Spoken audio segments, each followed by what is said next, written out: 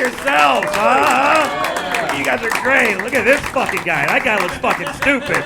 That fucking idiot right there. Oh, shit.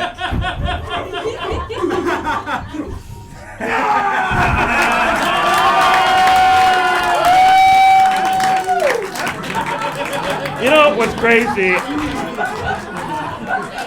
I feel like if Will Smith had slapped Chris Rock at the BET Awards, the headlines would have been, "What the fuck is Will Smith doing at the BET Awards?" You know? It's good to be here. You guys are a good crowd, man. Let me give you some advice as a crowd. After the show, if you want to say hey to a comic or congratulate them, that's a good thing to do. And then placate their egos, because we're all sad little people. And I did a show recently where this guy was like, "Hey man, good show." I go, "Oh, thank you, bro. Do you want to take a picture with me?" Which I shouldn't have to ask that.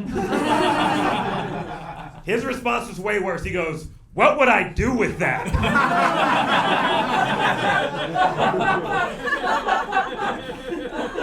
I was like, "God damn, man, you can't lie to me a little bit, bro. What is this?"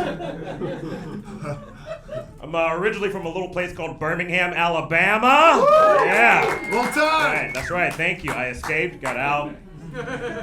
It's weird being from there. I traveled recently, and for starters, I don't know if anyone else here hates old people, but your boy does. I think we should ban old people from airports. I think that should be a law right there. I was in the airport. I was walking through TSA, and there was an old white dude who was in front of me. And as we were walking through the line, he kept saluting all the TSA agents. He's like, "Thank you for your service." I go, "Bro, they don't fucking fight anybody. They just have to clock in. Walk, motherfucker." The worst part, I get on the plane, I look over to my right, the same old-ass white man is sitting right next to me. He goes, "Hi." I go, "Nope," and I put myself in an induced coma. But then we hit a little bit of turbulence. I wake up, and this guy's sitting there staring at me, smiling the whole time. He goes, "Somebody had a little snooze." I go, "Here the fuck we go. Here we go. What's up, man? How's it going?" He goes, "I want to ask you a question. If this plane were to go down right now, where do you think you'd spend eternal life? In heaven or in hell?" I was like, "God damn, okay." It's a heavy question to just open with. I was like, "Heaven," because I'm a liar. And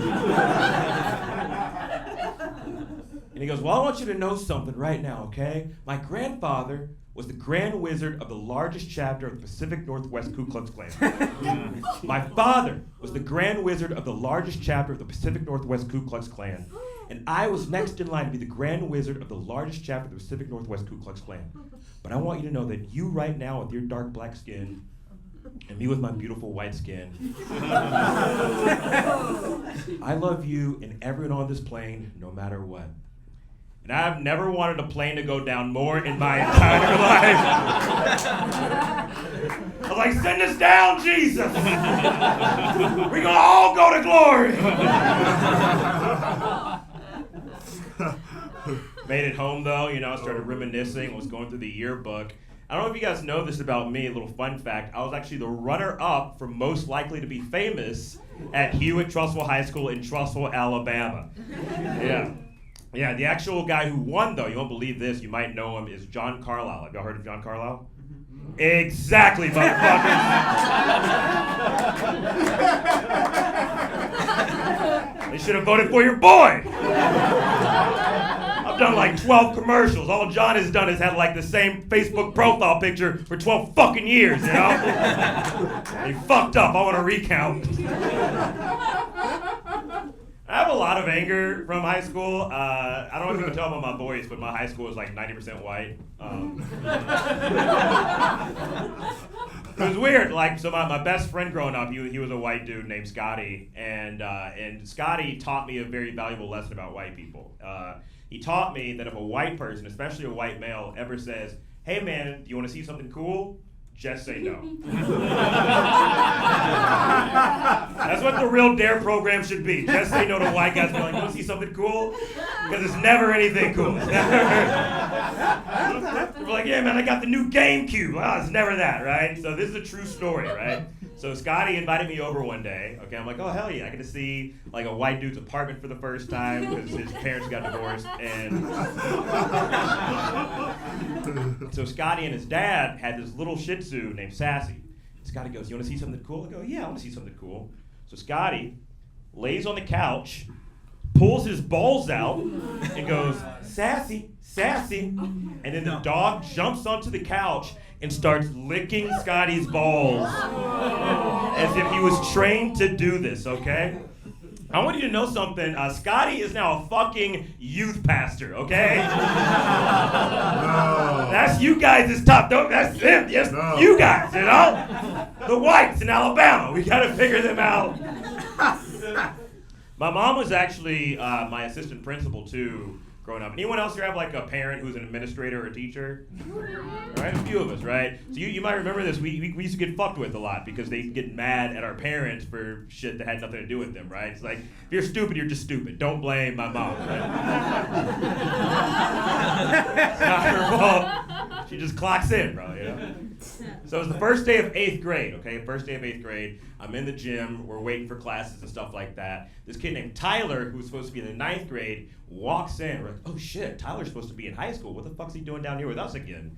And he comes and sits down and goes, yeah, I got held back by Miss Morrow, that bitch. Just like that. And they were like, oh, dude, calm down. That's her son right there. And he looks at me and he goes, you get it, right? And I was like, nah, man, my mom's cool as hell, dog. She made me a PB&J sandwich today. She drove me here. What the fuck is wrong with you? And I want you guys to know something right now. About 8 years later, Tyler got shot in the face in a drug deal gone wrong.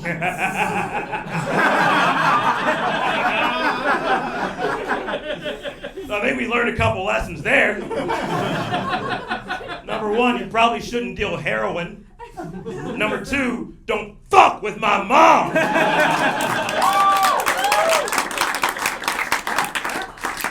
For legal purposes, I should say I did not kill Tyler. The Morrow family had no hand in that whatsoever. Speaking of drugs, I got a new drug dealer recently. Let's give it up for that. Yeah. The only issue, my new drug dealer, he's kind of fresh to the game and he's in his 40s, and that's a terrible time to start dealing drugs, right? You don't know shit the way it operates now, right? So I sent him a text message and said, hey man, do you have any snowflake emoji? We know what that means. His response was, I don't know what the weather is. Do you need cocaine or not?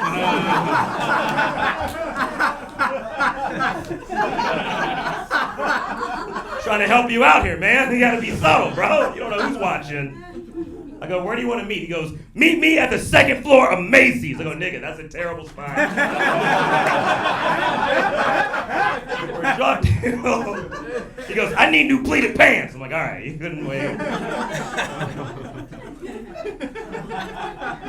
There are certain drugs I do approve of, though. Certain ones that I do, think that everyone should do at least once in their life. I got to do ayahuasca for the first time recently. So thank you. Thank you. Very beautiful experience. Don't worry, I can't spell ayahuasca either. But it was crazy, man. So first off, for those of you who don't know, ayahuasca is the drug you take when you want to leave your family of 35 years. That's the one you do. But it was a beautiful experience. For starters, I didn't have to go to Peru for it. I just went to Palmdale. Very different environment. And what I liked most about it is I went there with intention, right? I wanted to learn to love myself again. I went through a really bad bout of depression and stuff like that. I was like, I don't want to learn to love myself again. So I went through and I took the ayahuasca. I'm on the journey and I have a moment where I astral project and I see another version of myself.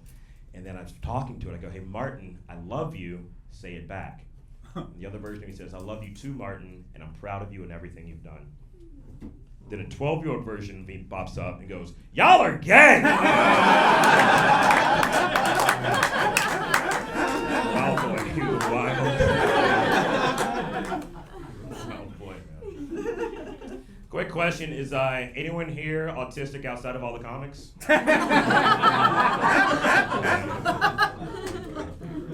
Here's the thing, I love,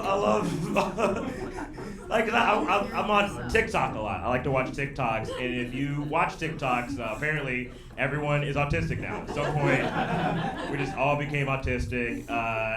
Which begs the question, what the fuck was in Capri Suns? What were they doing? What were those we should not have been having all that high-C ecto cooler, you know? Fucks with your system a little bit. But autistic people are my favorite people in the absolute world, okay? I was at a party recently, and I did some mushrooms, okay? And I'm in a jacuzzi, and this autistic dude walks up, and I didn't know he was autistic at the time, but he walks up, he goes, "Hey man, do you like planes?" And I was like, "Typically, yeah." And he goes, "I love the feeling of a plane, right? I feel like I'm a tiger when it's taking off, and I'm running, and I'm running, and I'm gaining speed with each movement, and then I sprout wings, and I fly." And I go, "Holy shit, are you on mushrooms also?" He goes, "Nah, man, I'm autistic." I go, "I think you mean artistic, bro, because you just painted a goddamn picture."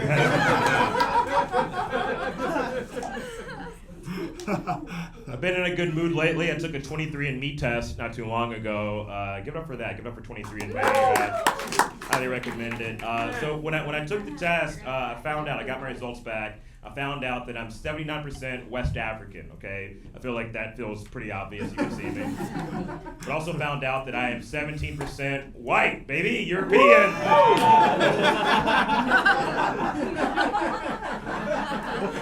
Part of the contingency now, baby, you know? Here's what was weird about that, right? Because, you know, we know how that happened, slavery. Don't worry, it's March, you can laugh. Nothing's over. But no, I feel good. It feels good to finally be a white man. You know, I've wanted to like I worked hard for it. You know, I've been to a Bass Pro Shop, all that shit. I came prepared for my whitedom. So I gotta ask, as a newly minted white man, is it okay if I say it? I've wanted to I can say it. Thank you so much. Okay, thank you. Police, help! That felt neat. That felt real neat.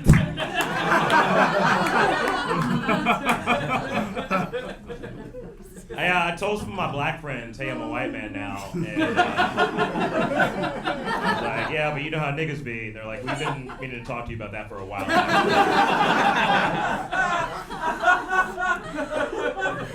We don't like it when you say nigga. It doesn't feel right. I feel like we have to jump you. And here's what made it worse. They demoted me from nigga to buddy. Do you realize how much that hurt? Yeah, right? Because buddy is white people's version of nigga. That's all that is. It fits the same way. If you're in a good mood, "What's good, nigga?" "Hey there, buddy." Like it just... Even on a negative way. "Hey man, fuck them niggas over there." "Hey, you watch it, buddy." Like it just works. That's why a lot of white friends are like, "Well, Martin, what can I say if I'm singing along to a rap song?" You don't need to. Just replace it with buddy. Like, "Fuck them other buddies because I'm down for my buddies." It just works. I'll leave you guys with this. This has been great, man. And you know, I'm trying to make it as a man. It's hard for us straight dudes in the world right now. Right? Right? You get it. Other guy. Here's the thing. Like, I don't know if you guys have been in a relationship before. Some of you are in them now, which is good for you. But like, if you're in a relationship, I don't know if you know this. If she breaks up with you, she has the power to just be like, "I'm a lesbian now," right? You just do that. And everyone is like happy. They say, "Yeah, girl, go eat all that pussy." They're very joyful about it. But if a dude's like, "You know what, that was a rough breakup. I think I'm gonna be gay for a little bit." They'll be like, "That nigga's always wanted to suck dick." That guy's been craving dick for a long ass time. Now he's just living in his truth, you know?